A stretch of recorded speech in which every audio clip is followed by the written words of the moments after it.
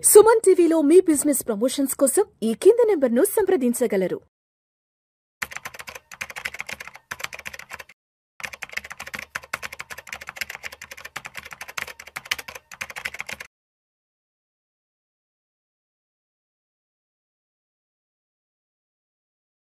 Welcome to Vishnu talks. నేను మీ విష్ణు. ప్రస్తుతం నాతో పాటు certified financial planner Tumma Balaraj garu ఉన్నారు. వారితో మాట్లాడదాం. సార్ బాలరాజ్ గారు నమస్తే. సార్ నమస్తే Vishnu garu. Sir welcome to Vishnu talks. Thank you. So Balaraj garu, ఇప్పుడు అందరూ అన్ని రకాల విషయాలు తెలుసుకొని ఇన్వెస్ట్మెంట్స్ చేస్తుంటారు. వాళ్ళకి తెలిసిన రకరకాల వ్యక్తుల్ని సంప్రదిస్తుంటారు. ఆ ఇన్వెస్ట్మెంట్స్కి సంబంధించిన నాలెడ్జ్ గెయిన్ చేసుకొని ఇన్వెస్ట్మెంట్స్లోకి వెళ్తుంటారు. బట్ అయినా కూడా చాలామంది చాలా పెద్ద పెద్ద నష్టాలను చవిచూస్తుంటారు కదా. ఎందుకు అన్నీ తెలుసుకున్నా కూడా ఈ నష్టాలను చవిచూస్తున్నారంటారు? దానికి గల కారణాలు ఏంటి? దీనివల్ల కారణం ఏంటంటే ఒక ప్రాపర్ స్ట్రాటజీ, ఒక ప్రాపర్ ప్రాసెస్ లేకపోవడం వల్ల అండి. స్ట్రాటజీ అండ్ ప్రాసెస్ ఉండాలి, ఖచ్చితంగా ఉండాలి. ఒక ప్రాపర్ స్ట్రాటజీ, ఒక ప్రాపర్ ప్రాసెస్ ఫాలో అవుతే నష్టాలు రాకుండా మనం నివారించలేము. We cannot avoid the risk, but we can manage the risk. So మనం ఖచ్చితంగా మిస్టేక్స్ చేస్తాము. ఆ మిస్టేక్స్ ఎంత తక్కువగా చేస్తే మన సంపద అంతా పెరుగుతూ ఉంటుంది అనమాట. దీనికంటూ ఒక పర్టికులర్ ప్రాసెస్ అనేది ఉంది. ఫస్ట్ ఫైనాన్షియల్ ప్లానింగ్లో మనం ఇన్వెస్ట్మెంట్ మొదలు పెట్టేటప్పుడు, మనం డబ్బు ఇన్వెస్ట్మెంట్ చేసేటప్పుడు ఒక క్వశ్చన్ అడగాలి. ఈ డబ్బులు మనం ఎందుకు ఇన్వెస్ట్మెంట్ చేస్తున్నాము? ఈ క్లారిటీ మనకు ఉండాలి. అవును. మనకి ఏదైనా గోల్ ఉందా? ఆ గోల్ అచీవ్ చేయడానికి మనం డబ్బులు ఇన్వెస్ట్మెంట్ చేస్తున్నామా? లేదు మన దగ్గర జస్ట్ సర్ప్లస్ మనీ ఉంది, ఊరికే బ్యాంక్లో పడుంటున్నాయి కాబట్టి మనం ఎక్కడైనా ఇన్వెస్ట్మెంట్ చేద్దామని చేస్తున్నామా? థర్డ్ థింగ్, మన ఫ్రెండ్ చెప్పాడు కాబట్టి చేస్తున్నామా? అందరూ ఇన్వెస్ట్మెంట్ చేస్తున్నారు, నేను టీవీలో చూస్తున్నాను, యూట్యూబ్లో చూస్తున్నాను, అందుకోసం చేస్తున్నామా? దీనిపైన క్లారిటీ ఉండాలి. వేరే వాటిపైన మనం చెప్పలేం. కానీ ఫస్ట్ది గోల్ గురించి ఇన్వెస్ట్మెంట్ చేసినట్టయితే దానికి ఒక ప్రాసెస్ ఉంది. ఫస్ట్ ఇన్వెస్ట్మెంట్ మొదలు పెట్టేటప్పుడు మనం ఏం చేయాలి అంటే, మన గోల్ ఏముంది, ఏ గోల్ గురించి ఇన్వెస్ట్మెంట్ చేస్తున్నాం అనేది క్లారిటీగా ఉండాలి. ఫస్ట్ అండ్ ఫార్మోస్ట్ మనం చేయాల్సింది డిసైడ్ ద గోల్. మన రిటైర్మెంట్ గురించి చేస్తున్నామా? పిల్లల ఎడ్యుకేషన్ గురించి చేస్తున్నామా? ఇల్లు కొనడానికి చేస్తున్నామా? కార్ కొనడానికి చేస్తున్నామా? లేకపోతే డ్రీమ్ వెకేషన్ వెళ్ళడానికి చేస్తున్నామా? ఏదైనా ఒక గోల్ కావచ్చు, లేదా అన్ని గోల్స్ కావచ్చు. ఫర్ ఎగ్జాంపుల్ మన రిటైర్మెంట్ ప్లాన్ గురించి మాట్లాడామనుకోండి. ఒక 40 సంవత్సరాల వ్యక్తి 60 సంవత్సరాలకి రిటైర్మెంట్ అవుతారు. సో 60 సంవత్సరాలు రిటైర్మెంట్ అయ్యే టైం వరకల్లా ఫస్ట్ మనం గోల్ డిసైడ్ చేసాం, ఏంటి రిటైర్మెంట్. సెకండ్ ఏం మాట్లాడుతున్నాము? టైం ఫ్రేమ్ మాట్లాడుతున్నాం. ఎంత టైం ఉంది? 20 ఇయర్స్ టైం ఉంది. థర్డ్ థింగ్ వచ్చేసేసి క్వాంటిఫైయింగ్ ద గోల్ అంటాం. గోల్ని క్వాంటిఫై చేయాలి. సో సాధారణంగా ఇప్పుడు నన్ను అడిగామనుకోండి, మీకు రిటైర్మెంట్లో ఎంత డబ్బులు ఖర్చు కావచ్చండి, నెల మీ లైఫ్ స్టైల్ మెయింటైన్ చేయడానికి ఎంత ఖర్చు కావచ్చండి, ఏముందండి 15,000, 20,000, 30,000 రూపాయలు ఖర్చు అవుతుందని చెప్పేసి మనకు ఆన్సర్ ఇస్తుంటారు అనమాట. రిటైర్మెంట్లో ఇప్పుడు అయ్యేదానికి, ఇప్పుడు 40 సంవత్సరాల వ్యక్తి ఏమైతే ఉన్నారో అతనికి ఇప్పుడు ఖర్చు అయ్యే దానికంటే కూడా చాలా ఎక్కువ అవుతుంది. నేను ఇన్ఫ్లేషన్ గురించి మాట్లాడట్లేదు. 40 సంవత్సరాలు ఉన్న వ్యక్తి 60 సంవత్సరాలు అయినప్పుడు ఈ 20 ఇయర్స్లో తన కెరియర్లో ప్రోగ్రెస్ అవుతారు. అతని ఎక్స్పోజర్ పెరుగుతుంది, మెచ్యూరిటీ లెవెల్స్ పెరుగుతాయి, ఇన్కమ్ పెరుగుతుంది, అదేవిధంగా స్టాండర్డ్ ఆఫ్ లివింగ్ కూడా పెరుగుతుంది. Actually everybody of us we have the best standard of living when we are at the retirement stage. అంతే కదా. మనం రిటైర్మెంట్ అయ్యే టైం వరకల్లా మన సంపాదన కూడా చాలా ఎక్కువ ఉంటుంది అనమాట. సో మన స్టాండర్డ్ ఆఫ్ లివింగ్ కూడా చాలా బెటర్గా ఉంటుంది. సో ఆ స్టాండర్డ్ ఆఫ్ లివింగ్ రిటైర్మెంట్ తర్వాత కూడా క్యారీ ఫార్వర్డ్ అవ్వాలి, రైట్? సో ఇప్పుడు 1,00,000 రూపాయలు నెలకి ఖర్చు అయితే, సో అతను 60 సంవత్సరాలకు వచ్చే వరకల్లా ఆ స్టాండర్డ్ ఆఫ్ లివింగ్కి ఇదే రోజు కన్సిడర్ చేస్తే, ఇదే రోజు తను 60 సంవత్సరాలు అనుకోండి, 2-2.5 3 లక్షల నెలకి ఖర్చు అయినా ఆశ్చర్యపోవాల్సిన అవసరం లేదు.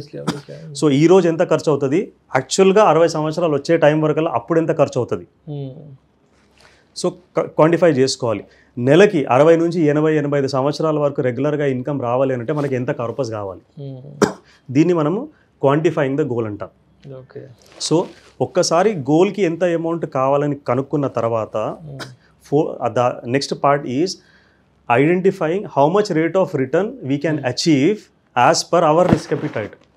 మన రిస్క్ ఎపిటైట్ ప్రకారము మనం ఎంత రేట్ ఆఫ్ రిటర్న్ అచీవ్ చేయగలుగుతాము. ఉన్న డబ్బు మొత్తం ఈక్విటీలో తీసుకెళ్ళి పెట్టలేం కదా, రైట్? ఇన్వెస్ట్మెంట్ చేసే ముందు ఇంకొక క్వశ్చన్ అడుక్కోవాలి మనం ఏంటంటే, మనము అక్యూములేట్ చేసిన, మనం ఇన్వెస్ట్మెంట్ చేసినప్పుడు మన డబ్బు ఏమైతే ఉంటుందో అది ఎంత పర్సంటేజ్ డ్రాప్ అయితే మనకు జిట్టర్స్ వస్తాయి. సో నిద్ర పట్టదు. సో అది 10% అయితే మనకు నిద్ర పట్టదా, 20% డౌన్ అయితే నిద్ర పట్టదా, లేదా 30%, 40%? ఈ క్వశ్చన్ వేసుకోవాలి మనం. సో ఎవరైనా అన్నారనుకోండి, మీరు మీ జీవితాంతం సంపాదించిన డబ్బు ఏమైతే ఉందో ₹1,00,00,000 ఉందనుకోండి, ఆ ₹1,00,00,000 కాస్త 90 లక్షలు అయిందనుకోండి, 10% డ్రాప్ అయింది, రైట్? సో 90 lakhs అయితే మీరు ఎలా ఫీల్ అవుతారు? డబ్బులు నష్టపోతే ఎవరికైనా బాధ ఉంటుంది, కానీ దాన్ని ఎలా హ్యాండిల్ చేస్తామనేది మన పైన ఉంటుంది అనమాట. సో దాని గురించి తరచూ మనం ఆలోచిస్తున్నామా? మనకు నిద్ర పట్టట్లేదా? వర్క్ మీద ఇంపాక్ట్ అవుతుందా? హెల్త్ మీద ఇంపాక్ట్ అవుతుందా? 10% పడితేనే ఇది అవుతే you're a very conservative investor. So ఎక్కువ రిస్క్ తీసుకోలేం మనం. సో ఒక 25-30% వరకు మనం ఈక్విటీలో పెట్టుకోవచ్చు. మిగతాదంతా కూడా సేఫ్ అండ్ సెక్యూర్డ్, నష్టభయం లేనటువంటి దాంట్లో పెట్టుబడి పెట్టుకోవాలి. ఒక 20% వరకు వెళ్ళింది అనుకోండి, మనం ఒక 60% వరకు equity and rest 40% we can go into safe and secured debt part అంటాం మనం దాన్ని. ఇంకా 30-40% వరకు వెళ్తే అప్పుడు you can go aggressive, you're an aggressive investor. So ఇది మనం చాలామంది మిస్ అవుతూ ఉంటారనమాట. డబ్బులు ఎంత నష్టపోతే మనకు నిద్ర పట్టకుండా ఉంటుంది అనేది. సో మార్కెట్లు పరిగెత్తుతున్నప్పుడు మంచిగా రిటర్న్స్ వస్తూ ఉంటాయి, మిడ్ అండ్ స్మాల్ క్యాప్ చాలా బాగా ఇస్తుంది, సెక్టోరియల్ ఫండ్స్ చాలా బాగా ఇస్తున్నాయని చెప్పేసి returns are not the only thing అండి. ఇప్పుడు మిమ్మల్ని ఒక క్వశ్చన్ అడిగాను అనుకోండి, మీకు 15-20-25% రిటర్న్ కావాలన్నా, లేకపోతే మీ గోల్ అచీవ్ చేయడానికి ఏమైతే రిటర్న్ అవసరమో అది కావాలన్నా, అంటే మీరు ఏం ఆన్సర్ ఇస్తారు? అంటే నా గోల్ అచీవ్ చేయడానికి అంతే కదా. అదే యాక్చువల్గా నంబర్ వెనక మనం పరిగెత్తకూడదు కదా, పరిగెత్తకూడదు. యాక్చువల్గా మన గోల్స్ అచీవ్ చేయడానికి 15%, 20%, 25% అవసరం లేదండి. ఇన్ఫ్లేషన్ కంటే ఒక 3-4% మనం ఎక్కువ తీసుకురాగలిగితే అది మోర్ దెన్ ఎనఫ్. మనం పరిగెత్తి పాలు తాగేదానికంటే నిలబడి నీళ్ళు తాగడం మంచిది. So when you chase returns you lose money. అవును, రిటర్న్స్ కోసం చేయకూడదు, ఆటోమేటిక్గా వస్తాయి. నంబర్ కూడా మనం డిసైడ్ చేయకూడదు కదా.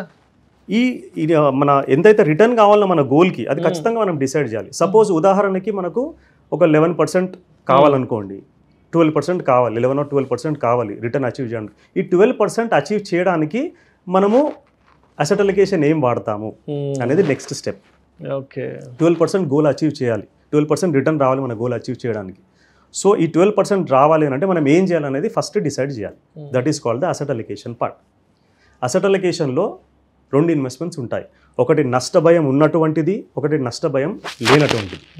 నష్టభయం ఉన్నటువంటి దాంట్లో మనకు రియల్ ఎస్టేట్ వస్తుంది, బంగారం వస్తుంది, మ్యూచువల్ ఫండ్స్ వస్తాయి, స్టాక్స్ వస్తాయి, ఇంకా వేరే వేరే ఇన్వెస్ట్మెంట్స్ కూడా. ఏదైతే ఇన్వెస్ట్మెంట్స్ వాలటైల్ ఉంటాయో ఇవన్నీ కూడా నష్టంతో కూడుకున్నట్టువి, నష్టంతో ఉన్నటువంటిది, నష్టభయం ఉన్నటువంటిది. సో ఫస్ట్ అండ్ ఫార్మోస్ట్ ఇందులో ఎంత మనం పెట్టుకోవాలి అది డిసైడ్ చేసుకోవాలి. సెకండ్ వచ్చేసి safe and secured investment. Safe and secured ఇన్వెస్ట్మెంట్స్లో మీకు ఫిక్స్డ్ డిపాజిట్స్ కావచ్చు, పోస్ట్ ఆఫీస్ సేవింగ్స్ కావచ్చు, డెట్ మ్యూచువల్ ఫండ్స్ కావచ్చు, ఇవన్నీ కూడా మనకు నష్టభయం లేనటువంటి దాంట్లో వస్తాయి. సో ఉదాహరణకి మనకు ఒక 11% రిటర్న్ అచీవ్ చేయాలనుకోండి, 11% రిటర్న్ అచీవ్ చేయాలి. ఇప్పుడు గోల్డ్, రియల్ ఎస్టేట్ ఇవన్నీ కూడా పెద్ద అమౌంట్స్లో కావాలి, మనం రెగ్యులర్గా ఎవ్రీ మంత్ చేయలేం. గోల్డ్లో చేయొచ్చు అనుకోండి. ఈజీ అండర్స్టాండింగ్ గురించి మ్యూచువల్ ఫండ్స్లోనే చేస్తున్నారు అనుకోండి, రైట్? సో మనం పెట్టే ప్రతి 100 రూపాయల్లో 50% అసెట్ అలొకేషన్ అనుకోండి, 50% అసెట్ అలొకేషన్. సో 50 రూపాయలు, 100 రూపాయల్లో 50 రూపాయలు మనం ఈక్విటీలో పెడతాము, 50 రూపాయలు సేఫ్ అండ్ సెక్యూర్ దాంట్లో పెడతాము. ఈక్విటీ మనకు 14% రిటర్న్ ఇచ్చింది అనుకోండి, your 50 rupees will become 57 rupees. Safe and secured investment మనకు 8% రిటర్న్ ఇచ్చింది అనుకోండి, 7-7.5% వరకు వస్తుంది. ఈజీ క్యాల్కులేషన్ గురించి 8% చెప్తున్నాను. 50 రూపీస్ 8% ఇచ్చింది అనుకోండి, యువర్ 50 విల్ బికమ్ 54. ఈ రెండింటిని క్లబ్ చేయండి, 57 + 54 111 రూపీస్.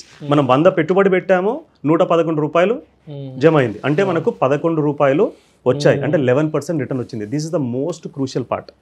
ఓకే, సో మనకి ఎంత రిటర్న్ కావాలనే దాన్ని బట్టి మన అసెట్ అలొకేషన్ డిసైడ్ అవుతుంది అనమాట. సో మనం మొత్తం 100% ఈక్విటీలో పెట్టకూడదు, మొత్తం డెట్లో పెట్టకూడదు, ఈ రెండు కూడా కలిసి ఉండాలి. ఒకవేళ అగ్రెసివ్ ఇన్వెస్టర్ అంటే ఇంకా కొంచెం అగ్రెసివ్గా పెడతాడు. So first and foremost asset allocation. So ఈ నష్టభయం ఉన్నటువంటి దాంట్లో ఎంత, నష్టభయం లేనటువంటి దాంట్లో ఎంత అనేది డిసైడ్ చేసేది డైవర్సిఫికేషన్. సో రిస్కీ ఇన్వెస్ట్మెంట్స్ ఉన్నాయి. ఇప్పుడు రియల్ ఎస్టేట్ గురించి మాట్లాడుకుంటే don't put all your eggs in one basket అంటాం, రైట్? సో ఆ ఎగ్జాన్ని ఒకే బాస్కెట్లో పెట్టామనుకోండి, ఏదైనా కారణం చేత కింద పడితే చాలా ఎగ్స్ డ్యామేజ్ అయ్యే ఛాన్స్ ఉంటుంది. అదే మల్టిపుల్ బాస్కెట్స్లో పెట్టామనుకోండి, ఒకటి పడ్డా కానీ మిగతా సేఫ్గా ఉంటాయి. సో ఈ డైవర్సిఫికేషన్లో రియల్ ఎస్టేట్లో చేసే వాళ్ళే ఉన్నారనుకోండి, ఆ రియల్ ఎస్టేట్లో మీకు కమర్షియల్ రియల్ ఎస్టేట్ ఉంటుంది, రెసిడెన్షియల్ రియల్ ఎస్టేట్ ఉంటుంది, ప్లాట్స్ ఉంటాయి, మరి అగ్రికల్చర్ ల్యాండ్ ఉంటుంది. ఇవన్నిట్లో కూడా డిఫరెంట్గా డైవర్సిఫై చేసుకొని పెట్టుకోవడం. స్టాక్స్లో పెట్టాలనుకుంటే లార్జ్ స్టాక్స్లో మిడ్ స్మాల్ ఏవనేది పెట్టుకోవచ్చు. మ్యూచువల్ ఫండ్స్లో కూడా మనకు డిఫరెంట్ మ్యూచువల్ ఫండ్స్ ఉంటాయి. లార్జ్ క్యాప్ మ్యూచువల్ ఫండ్స్ ఉంటాయి, మిడ్ క్యాప్ ఉంటాయి, స్మాల్ క్యాప్ ఉంటాయి, సెక్టోరియల్ ఉంటాయి, థిమాటిక్ ఉంటాయి, వాల్యూ బేస్డ్ ఉంటుంది, గ్రోత్ బేస్డ్ ఉంటుంది. ఇవన్నీ కూడా డిఫరెంట్ డైవర్సిఫికేషన్. సో ఇవన్నీ కూడా మనకి ఏది అవసరమో అది సెలెక్ట్ చేసుకొని ఇందులో మనం డైవర్సిఫై చేసుకోవాలి. సో అదేవిధంగా సేఫ్ అండ్ సెక్యూర్డ్ ఇన్వెస్ట్మెంట్స్లో మనం ఎఫ్డీలో ఎంత పెడతాము, పోస్ట్ ఆఫీస్లో ఎంత పెడతాము, అండ్ డెట్ మ్యూచువల్ ఫండ్స్లో ఎంత పెడతాం అనేది డిసైడ్ చేసుకోవాలి. First is the asset allocation, second thing is the diversification, third ముఖ్యంగా మనం మాట్లాడుకోవాల్సింది రీబ్యాలెన్సింగ్ ఆఫ్ ద పోర్ట్ఫోలియో. చాలా మంది డబ్బులు ఎందుకు నష్టపోతారంటే they don't rebalance the portfolio, right? It is said always buy low sell high. తక్కువగా ఉన్నప్పుడు కొనాలి, ఎక్కువగా ఉన్నప్పుడు అమ్మాలి. మీరు చెప్పడానికి బాగానే చెప్తున్నారండి, అంత ఈజీనా? నాకైతే మార్కెట్ ఎప్పుడు లోగా ఉంది ఎప్పుడు హైగా ఉందని అయితే నాకు తెలియదు. ఎవరైనా మీకు చెప్తారనుకోండి 3 నెలల్లో మార్కెట్ పైనకి వెళ్తుంది, 6 నెలల్లో పైనకి వెళ్తుంది, లేదా మార్కెట్ పడుతుంది, they are simply bluffing. Nobody has a clue, everybody has a view only, no clue. So ఎవరికి ఖచ్చితంగా తెలియదు మార్కెట్ ఏ డైరెక్షన్లో వెళ్తుంది అనేది. వెరీ షార్ట్ టర్మ్లో ఏ డైరెక్షన్లో వెళ్తుంది చెప్పడం కష్టం, కానీ మీరు 5 సంవత్సరాల తర్వాత మార్కెట్ ఎట్లా ఉంటుందో ఖచ్చితంగా పైనకే ఉంటుంది, రైట్? మన గోల్ లాంగ్ టర్మ్ అయినప్పుడు మనము కంగారు పడాల్సిన అవసరం లేదు. సో ఇది చెప్పడం ఈజీ కానీ ఆచరించడం కొంచెం కష్టమైన విషయం. కానీ ఇది ఆచరించడానికి కూడా మనకు ఒక పద్ధతి ఉంది, దాన్నే రీబ్యాలెన్సింగ్ ఆఫ్ ద పోర్ట్ఫోలియో అంటాం. ఉదాహరణకి మీరు 10 లక్షల రూపాయలు పెట్టుబడి పెట్టారు, మీ అసెట్ అలికేషన్ 50-50, అంటే 50 ఈక్విటీలో ఉంది, 50 డెట్లో ఉంది. సో ఇంటర్చేంజ్గా మాట్లాడుతున్నాను, నష్టభయం ఉన్నటువంటిది ఏమవుతుందో ఈక్విటీని మాట్లాడుకుందాం. సో ఈక్విటీలో 5 lakhs ఇన్వెస్ట్మెంట్ చేస్తారు, డెట్లో 5 lakhs ఇన్వెస్ట్మెంట్ చేస్తారు. ఈక్విటీ ఆ ఇయర్లో మీకు 30% ఇచ్చింది అనుకోండి. లాస్ట్ ఇయర్ మనకు 30% రిటర్న్ ఇచ్చింది, సెప్టెంబర్ వరకు మనకు ఆల్మోస్ట్ 25-30% రిటర్న్ వచ్చింది. సో మీ 10 లక్షలు కాస్త ఎంత అవుతుంది? 10 లక్షల్లో 5 లక్షలు ఈక్విటీ పెట్టారు, మీ 5 lakhs ఎంత అవుతాయి? 6.5 lakhs అవుతాయి. 30% రిటర్న్ వచ్చింది. మిగతా 5 లక్షలు మీరు డెట్లో పెట్టారు, 10% ఇచ్చింది అనుకోండి. క్యాల్కులేషన్ ఈజీ అవుతుంది కాబట్టి నేను 10% అని చెప్తున్నా, డెట్ 10% ఇవ్వదు. సో మీ 5 లక్షలు కాస్త 5.5 లక్షలు అవుతాయి. సో ఈక్విటీలో ఎంత ఉంది? 6.5 లక్షలు ఉంది. డెట్లో ఎంత ఉంది? 5.5 లక్షలు ఉంది. రెండు క్లబ్ చేయండి, 12 లక్షలు అవుతుంది, రైట్? సో మన అసెట్ అలికేషన్ ఎంత అండి? 50-50 కదా. సో ఈ 12 లక్షల్లో ఈక్విటీలో ఎంత ఉండాలి? 6 లక్షలు ఉండాలి యాక్చువల్లీ, కానీ ఈక్విటీలో 6.5 ఉంది. డెట్లో ఎంత ఉంది? డెట్లో 6 ఉండాలి, కానీ 5.5. అంటే ఏం చేయాలి? 50,000 రూపాయలు మనం ఈక్విటీ నుంచి తీసి డెట్కి ట్రాన్స్ఫర్ చేసుకోవాలి. ఓకే, మరి దీన్ని మనం ప్రాఫిట్ బుకింగ్ అనకపోతే ఇంకేమంటాం? So you are selling high. Market పెరిగింది కాబట్టి మీ అసెట్ అలికేషన్లో తేడా వచ్చేసేసింది. సో అందుకోసమే దాన్ని రీబ్యాలెన్సింగ్ చేస్తున్నాం. సో ఈక్విటీలో 6.5 లక్షలు ఉంది కాబట్టి 50,000 అక్కడ నుంచి తీసి మీరు డెట్కి ట్రాన్స్ఫర్ చేస్తున్నారు. ఇప్పుడు ఈక్విటీలో 6 లక్షలు ఉంది, డెట్లో కూడా 6 లక్షలు ఉంది, రైట్? సో ఇప్పుడు సెకండ్ సిచ్యువేషన్, మార్కెట్లో పడ్డప్పుడు ఏం చేయాలి? బైలో కదా. సో 10 లక్షలు పెట్టుబడి పెట్టాము, 5 లక్షలు ఈక్విటీలో ఉంది, 5 లక్షలు డెట్లో ఉంది. మార్కెట్ ఒక 10% పడ్డదనుకోండి, మన 5 లక్షలు కాస్త 4.5 లక్షలు అవుతాయి. డెట్లో 5 లక్షలు పెట్టాము, డెట్ 10% ఇచ్చింది, 5 lakhs కాస్త 5.5 lakhs అవుతాయి. సో రెండింటిని క్లబ్ చేయండి, ఇప్పుడు 4.5 లక్షలు ఈక్విటీలో ఉంది, 5.5 లక్షలు డెట్లో ఉంది. రెండింటిని మళ్ళీ యాడ్ చేయండి, 10 లక్షలు అవుతాయి. సో కానీ ఈక్విటీలో ఎంత ఉండాలి? 5 లక్షలు ఉండాలి. డెట్లో ఎంత ఉండాలి? 5 లక్షలు ఉండాలి. సో ఇప్పుడు ఏం చేస్తున్నాము? 4.5 లక్షలు ఈక్విటీలో ఉంది, 5.5 లక్షలు డెట్లో ఉంది. 50,000 రూపాయలు డెట్ నుంచి తీసి ఈక్విటీకి ట్రాన్స్ఫర్ చేస్తున్నాం. So what you're doing? You're buying low. So ఈ అసెట్ అలికేషన్ ప్రాపర్గా డైవర్సిఫై చేస్తూ మనం రెగ్యులర్గా అట్లీస్ట్ సంవత్సరానికి ఒకసారి మనం రీబ్యాలెన్సింగ్ చేసుకుంటే మార్కెట్లు ఎట్లా ఉన్నా కానీ మన రిస్క్ అనేది తగ్గించడానికి చాలా వరకు వీలవుతుంది. ఇది ఫాలో కాకపోతే చాలా ప్రాబ్లం. సో మార్కెట్లు పైనకి వెళ్తున్నాయి కదా అని చెప్పేసి మొత్తం ఈక్విటీలో ఇన్వెస్ట్మెంట్ చేసుకుంటూ ఈక్విటీ 80, 90, 95 ఆల్మోస్ట్ 100% అయిపోతుంది. మార్కెట్ పడ్డప్పుడు ఇప్పుడు 25-30% ఇప్పుడు మిడ్ అండ్ స్మాల్ క్యాప్లో చాలామంది ఇన్వెస్ట్మెంట్ చేశారు heavily on into sectorial funds. అవి కొన్ని స్కీమ్స్ 25-30%, 35% కూడా పడ్డాయి. మన 100 కాస్త 60-65కి వచ్చేసింది, రైట్? ఇదే రీబ్యాలెన్సింగ్ ఆఫ్ ద పోర్ట్ఫోలియో చేసుకుంటే కనుక అసెట్ అలొకేషన్ డిసైడ్ చేసుకోవాలి. 50-50యా, 60-40యా, 70-30యా. అది చేసుకున్నప్పుడు ఏమైపోతుంది అంటే మార్కెట్లు పడ్డప్పుడు మనం ఇన్వెస్ట్మెంట్ చేసుకోవడానికి వీలవుతుంది, మార్కెట్లు పెరిగినప్పుడు ప్రాఫిట్ బుకింగ్ చేసుకోవడానికి కూడా వీలవుతుంది. అందుకోసమే డెట్ ఈక్విటీ రెండు కూడా చాలా చాలా important portfolio. So first asset allocation, second diversification, third వచ్చేసి rebalancing of the portfolio, fourth వచ్చేసి సిస్టమాటిక్ ఎగ్జిట్. అన్నిటికంటే ముఖ్యమైనది. సో చాలామంది డబ్బులు ఎందుకు నష్టపోతారు అని అంటే they don't plan the exit. అందరికీ ఎంట్రీ అవ్వడం ఒకటి మాత్రమే తెలుసు, పద్మవ్యూహం లాగా ఎంట్రీ అవుతారు, కానీ ఎగ్జిట్ ఎప్పుడు అవ్వాలనేది చాలా మందికి తెలియదు. సో ఉదాహరణకి 2020లో మనకు కోవిడ్ వచ్చింది, దాదాపు 40% మార్కెట్లు పడ్డాయి. 2010 నుంచి ఒక ఫ్యామిలీ ఇన్వెస్ట్మెంట్ చేస్తుంది, వాళ్ళ అబ్బాయినో అమ్మాయినో అమెరికాకి పంపించేసేసి 2020లో ఎంఎస్కి పంపిద్దామని ప్లాన్ చేస్తున్నారు. సో 2010 నుంచి రెగ్యులర్గా ఇన్వెస్ట్మెంట్ చేస్తూ వచ్చారు. ఏప్రిల్లోనో మేలోనో వెళ్ళాలి, రెగ్యులర్గా ఇన్వెస్ట్మెంట్ చేస్తూ వచ్చారు మ్యూచువల్ ఫండ్స్లో లేదా స్టాక్స్లో. సో మ్యూచువల్ ఫండ్స్ గురించి మాట్లాడదాం. సో రెగ్యులర్గా ఇన్వెస్ట్మెంట్ చేస్తూ వచ్చారు, మార్కెట్స్ బాగా పర్ఫామ్ చేస్తాయి, మంచి లాభాలు వచ్చాయి, వాళ్ళకి మంచి కార్పస్ కూడా జమ అయింది. ఏమనుకున్నారు, ఎప్పుడైతే వెళ్తారో అబ్బాయో అమ్మాయో వెళ్తుంది కదా, ఒక వారం రోజుల ముందు డబ్బులు తీసుకొని మనం ఫీజు పే చేద్దాం అనుకున్నారు. కానీ 2020లో ఏమైంది, కోవిడ్ వచ్చింది. వాళ్ళ వాల్యూ కాస్త ఏమైతే అక్యూములేట్ అయ్యిందో అది కాస్త దాదాపు 40-45% పడి ఉండొచ్చు. మరి గోల్ అచీవ్ చేయడానికి వీలవుతుందా వాళ్ళకి? అవ్వదు. సో అందుగురించే మనకి ఎప్పుడైతే గోల్ అచీవ్ చేయడానికి డబ్బులు కావాలనో 3 సంవత్సరాల ముందు నుంచే ఎగ్జిట్ ప్లాన్ చేసుకోవాలి. సో అదే వాళ్ళు 2020 ఏప్రిల్ మే వరకు వెయిట్ చేయకుండా అట్లీస్ట్ 2017 మిడ్ నుంచో 2018 బిగినింగ్ నుంచో సిస్టమాటిక్ ఎగ్జిట్ ప్లాన్ చేసి ఉంటే ఎవ్రీ మంత్ ఒక 2.5-3% ఎవ్రీ మంత్ 3% ఈ రిస్కీ అసెట్స్ నుంచి సేఫ్ అండ్ సెక్యూర్డ్ అసెట్స్కి ట్రాన్స్ఫర్ చేశారనుకోండి, ఈక్విటీ నుంచి డెట్కి ట్రాన్స్ఫర్ చేశారనుకోండి, ఎవ్రీ మంత్ 3% కనుక ట్రాన్స్ఫర్ చేసినట్టయితే లాస్ట్ థర్డ్ ఇయర్లో 36% ట్రాన్స్ఫర్ చేసి ఉంటారు. లాస్ట్ సెకండ్ ఇయర్లో మేబీ అనదర్ 35-40%. ఈ 2 ఇయర్స్లో కలిపి 75-80% ఆల్రెడీ ట్రాన్స్ఫర్ అయిపోయింది ఈక్విటీ నుంచి డెట్కి. డెట్ కూడా ఏమి ఊరికే ఉండదు కదా, అది కూడా దాదాపు మనకు ఒక 6.5-7.5% రిటర్న్ ఇస్తుంది. లాస్ట్ ఇయర్లో మనకు ఓన్లీ 20% ఈక్విటీలో ఉంది. 50% మార్కెట్ ఫాల్ అయినా మనకు 20 రూపాయలే ఉంది కాబట్టి 10 రూపాయలు నష్టం వస్తుంది, అంటే ఓన్లీ 10% లాస్. సో మనకు 100 రూపాయలు రావాల్సిన చోట 90-95 రూపాయలు వచ్చిన నష్టం ఏమి లేదు కదా. 100 రూపాయలు రావాల్సిన చోట మనకు 45-50-55 రూపాయలు వస్తే చాలా చాలా ప్రాబ్లం. అందుకోసమే systematic exit is very very very important in investment.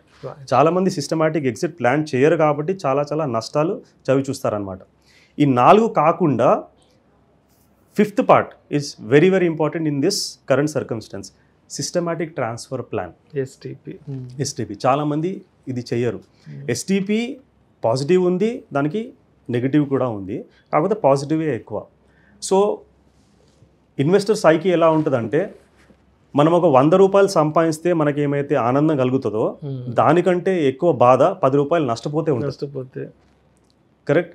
So first and foremost మనం పెట్టుబడి పెట్టేటప్పుడు మన ఇన్వెస్ట్మెంట్ ఏమైతే ఉందో అది తగ్గకుండా చూసుకోవాలి సాధ్యమైనంత వరకు. Returns are secondary, return of capital is important then return on capital. మనకు వచ్చే రిటర్న్స్ ఆన్ ఇన్వెస్ట్మెంట్ 1-2% తగ్గినా పెద్దగా నష్టం లేదు. ఫస్ట్ మనం పెట్టే పెట్టుబడి నష్టం రాకుండా చూసుకోవాలి, లేదంటే తక్కువ నష్టం వచ్చేటట్టు చూసుకోవాలి. దీనికి ఏం చేయాలి? సో ఫస్ట్ అండ్ ఫార్మోస్ట్ మార్కెట్ని టైం చేయకూడదు. It's not timing the market, it is time in the market which will determine the wealth. So first and foremost మనం సపోజ్ ఒక 5 లక్షలు 10 లక్షలు పెట్టుబడి పెట్టాలనుకోండి, మనం ఒక 5 స్కీమ్లో 6 స్కీమ్లో సెలెక్ట్ చేసుకుని 5 స్కీమ్లు అనుకోండి. సో ఎవ్రీ స్కీమ్లో మనం లక్ష రూపాయలు పెడదాం అనుకున్నాం. ఈ ఫస్ట్ ఇన్వెస్ట్మెంట్ ఏమైతే ఉంటుందో అది లిక్విడ్ ఫండ్లో పెట్టుకోవాలి, లేకపోతే డెట్ ఫండ్లో పెట్టుకోవాలి. ₹1,00,000 మనం ఇన్వెస్ట్మెంట్ చేసాము. డైరెక్ట్గా ఇన్వెస్ట్మెంట్ చేసి ఉంటే లాస్ట్ మంత్ ₹1,00,000 ఇన్వెస్ట్మెంట్ చేశాము ఈక్విటీ మ్యూచువల్ ఫండ్లో, మార్కెట్ 10% పడ్డది. ఈ ₹1,00,000 కాస్త ఎంత అవుతుంది? 90,000 రూపాయలు అవుతుంది, రైట్? సో ఇదే డైరెక్ట్గా చేయకుండా మనం సిస్టమాటిక్ ట్రాన్స్ఫర్ ప్లాన్ ద్వారా చేసి ఉంటే ₹1,00,000 ఫస్ట్ లిక్విడ్ ఫండ్లో పెట్టుకొని ప్రతి వారము మనం డైలీ ట్రాన్స్ఫర్ చేసుకోవచ్చు, వీక్లీ ట్రాన్స్ఫర్ చేసుకోవచ్చు, మంత్లీ ట్రాన్స్ఫర్ కూడా చేసుకోవచ్చు. ఈజీ ఎక్స్ప్లెనేషన్కి వీక్లీ ట్రాన్స్ఫర్ అనుకోండి. ప్రతి వారము మనము ₹2,000 చొప్పున లిక్విడ్ ఫండ్ నుంచి ఈక్విటీ ఫండ్కి ట్రాన్స్ఫర్ చేస్తున్నాం. ఓకే 5 వారాలు జరిగిపోయింది. సో 5 వారాల్లో మనకు 10,000 రూపాయలు లిక్విడ్ ఫండ్ నుంచి ఈక్విటీ ఫండ్కి ట్రాన్స్ఫర్ అయింది. సో మార్కెట్ 10% పడ్డది కాబట్టి ఈ 10,000 ఈక్విటీలో ఏమైతే ఉందో అది కాస్త 9,000 రూపాయలు అయింది. 90,000 రూపాయలు మనకు లిక్విడ్ ఫండ్లో ఉంది. లిక్విడ్ ఫండ్ కూడా రిటర్న్ ఎర్న్ చేస్తుంది కదా, ఆ 90,000 కాస్త 90,500 రూపాయలు అయి ఉంటుంది, 90,500 అయి ఉంటుంది. ఇక్కడ మనకి ఎంత ఉంది, 90,500 ప్లస్ 9,000 రెండు కలపండి 99,500. కానీ డైరెక్ట్గా ఈక్విటీలో చేసింటే 90,000. సో ఇక్కడ మనకు లాస్ అనేది చాలా తగ్గిపోయింది. ఇంతకుముందు చెప్పాను కదండి, బై లో సెల్ హై. ఇప్పుడు మార్కెట్ పడ్డది కాబట్టి మనకు తక్కువ ధరలో యూనిట్స్ వస్తాయి. అందుకోసమే లిక్విడ్ ఫండ్లో ఏమైతే ఉందో అందులోంచి ఒక 15-20% మనం స్విచ్ చేసుకోవచ్చు, రైట్. జనరల్గా మనకి ఇలాంటి ఆపర్చునిటీస్ సంవత్సరంలో 1-2 సార్లు వస్తాయి. సో అప్పుడు ఇట్లా స్విచ్ చేసుకుంటూ మార్కెట్లో పడ్డప్పుడు స్విచ్ చేసుకోవచ్చు. మార్కెట్లు పడనప్పుడు ఎవ్రీ వీక్ ట్రాన్స్ఫర్ అవుతూ ఉంటుంది. సో ఇలా చేయడం వల్ల మనం రిస్క్ అనేది చాలా వరకు తగ్గించుకున్న వాళ్ళం అవుతాం. కానీ ఇక్కడ ఒక డిసడ్వాంటేజ్ కూడా ఉంది. రైజింగ్ మార్కెట్లో ఈ returns may be little bit lesser. Downward మార్కెట్లో STP will work very very good for you. So ఇంతకుముందు చెప్పాను కదండి, మనకు 10 రూపాయలు నష్టపోతే బాధ ఎక్కువ కలుగుతుంది, 100 రూపాయలు లాభం వస్తే సంతోషం కలిగినా కానీ బాధ అనేది మనకు కొంచెం ఎక్కువ ఉంటుంది అనమాట. ఈ 5 సూత్రాలు మనం పాటిస్తే asset allocation, diversification, rebalancing of the portfolio, systematic exit and systematic transfer plan, మనం పెట్టుబడిలో నష్టాలు ఏమైతే వస్తాయో అవి చాలా చాలా వరకు మనం తగ్గించిన వాళ్ళు అవుతాం. మనకు టెన్షన్ ఉండదు. ఓకే. సో రోజు మార్కెట్ ఫాలో కావాల్సిన అవసరం లేదు. మన ఇన్వెస్ట్మెంట్ ఎంత పెరిగింది, ఎంత అయింది, ఏంటి అనేది మనం చూడాల్సిన అవసరం లేదు. Investments are like preparing curd. మనం పెరుగు తయారు చేయాలనుకోండి, ఏం చేయాలి, నైట్ గోరువెచ్చని పాలు తీసుకొని తోడేసేసుకొని దాన్ని మార్నింగ్ వరకు వదిలిపెట్టేసి వెయిట్ చేయాలి కదా. వెయిట్ చేసేస్తే మార్నింగ్ వరకు మనకు పెరుగు తయారవుతుంది, రైట్. సో మనం రాత్రి తోడేసేసాము, తోడేసిన తర్వాత 1 గంట తర్వాత దాన్ని ఇది 10% తయారైందా, 2 గంటల తర్వాత 20% తయారైందా అని దాన్ని గెలుకుతూ ఉంటే ఏమవుతుందండి, అటు పెరుగు తయారవ్వదు, పాలు కూడా పాడవుతాయి. ఇన్వెస్ట్మెంట్స్ కూడా అంతే. మనం ఏమైతే చేయాలనో అది చేయాలి, మనం ఏమైతే ప్రాసెస్ ఫాలో కావాలో అది ఫాలో కావాలి, then wait. So results will definitely come. మనకి యాంగ్జైటీ అవసరం లేదు, మార్కెట్స్ని ఫాలో కావాల్సిన అవసరం లేదు. ఇవన్నీ మన చేతిలో ఉన్నాయి, మన కంట్రోల్లో ఉన్నాయా. ఏ కంట్రీ మీద వార్ చేస్తుంది, ఆయిల్ ప్రైజెస్ ఏమవుతాయి, ఎవరి మీద తారీఫ్ పెడతారు, గవర్నమెంట్ పాలసీస్ ఏముంటాయి, ఇవన్నీ ఏముంటాయి, మన కంట్రోల్లో ఉందా. మన కంట్రోల్లో లేని దాని గురించి మనం పెద్దగా పట్టించుకోవాల్సిన అవసరం లేదు. మన కంట్రోల్లో ఏముంది, మనం ఎలా ఇన్వెస్ట్మెంట్ చేస్తాము, మన బిహేవియర్ ఎలా ఉంది, మనం ఏం ప్రాసెస్ ఫాలో అవుతాము, మన స్ట్రాటజీ ఏముంది, ఇది మన కంట్రోల్లో ఉంది. మన కంట్రోల్లో ఉన్నదాన్ని మనం కంట్రోల్ చేద్దాం. కంట్రోల్లో లేని దాని గురించి మనం ఎక్కువ ఆలోచించాల్సిన అవసరం లేదు. యాక్చువల్గా నేను ఒకటి అబ్జర్వ్ చేసింది ఏంటంటే, ఇప్పుడు చాలామంది ఈ స్టాక్ మార్కెట్ న్యూస్కి అడిక్ట్ అయిపోతున్నారు. రోజు స్టాక్ మార్కెట్ని ఫాలో కావడము, చూడడము, ఆ న్యూస్ ఈ న్యూస్, ఇదంతా యాక్చువల్గా అవసరం లేదండి. మీరు న్యూస్ చూడాలనుకుంటే మ్యూట్లో పెట్టి చూసుకోండి, అది ఎంటర్టైన్మెంట్ లాగా ఉంటుంది. ఎప్పుడైతే మీరు సౌండ్ పెట్టి చూస్తారో, బ్లడ్ బాత్ అని, ఆ బాత్ అని, టొమాటో బాత్ అని, బ్లడ్ డేడికైనా వస్తుందండి స్టాక్ మార్కెట్లో, నాకు అర్థం కాదు. So you really don't have to follow. మీకు ప్రాపర్ టైం ఫ్రేమ్ ఉండి ఇన్వెస్ట్మెంట్ చేసుకుంటే నష్టాలు తగ్గుతాయి, మంచి లాభాలు వచ్చే అవకాశాలు ఉన్నాయి. సింపుల్ లాజిక్ చెప్తానండి, మన India as a country is going to grow at 6.5-7% GDP, real GDP అంటాం దాన్ని. దానికి ఇన్ఫ్లేషన్ యాడ్ చేసుకుంటే ఇన్ఫ్లేషన్ 4-5% ఉంటుంది. Nominal GDP, real GDP plus inflation is nothing but nominal GDP. Nominal GDP మనది జనరల్గా ఒక 6.5-7% మనం గ్రో అయినా కానీ దాదాపు 11% నుంచి 11.5% వరకు నామినల్ జీడిపి గ్రోత్ రేట్ ఉంటుంది. సో మన దేశమే 11-11.5% గ్రో అయినప్పుడు మన పెట్టుబడులు గ్రో అవ్వవా? ఖచ్చితంగా గ్రో అవుతాయి. సో ఇంత యాంగ్జైటీ మనకు అవసరం లేదు. Keep simple things simple. It is very difficult to keep simple things simple and very easy to complicate things. ఇన్వెస్ట్మెంట్స్ని మనం కాంప్లికేట్ చేస్తూ ఉన్నాం, ఇంత కాంప్లికేషన్ అవసరం లేదు. ప్రాపర్గా ఫాలోఅప్ చేసుకొని మనం ఇన్వెస్ట్మెంట్ చేసుకుంటే మంచి లాభాలు వస్తాయి, మంచి రిజల్ట్స్ వస్తాయి. Thank you sir, thank you so much Balaraj garu. Investments పెట్టే ముందు తప్పనిసరిగా ఎటువంటి విషయాల పట్ల మనకు తప్పనిసరిగా అవగాహన ఉండాలి. అండ్ అవగాహన లేకపోవడం వల్ల మనం ఏ విషయాల్లో ఫెయిల్యూర్ అవుతారో చాలా చక్కగా తెలియజేశారు. Thank you so much sir. Thank you.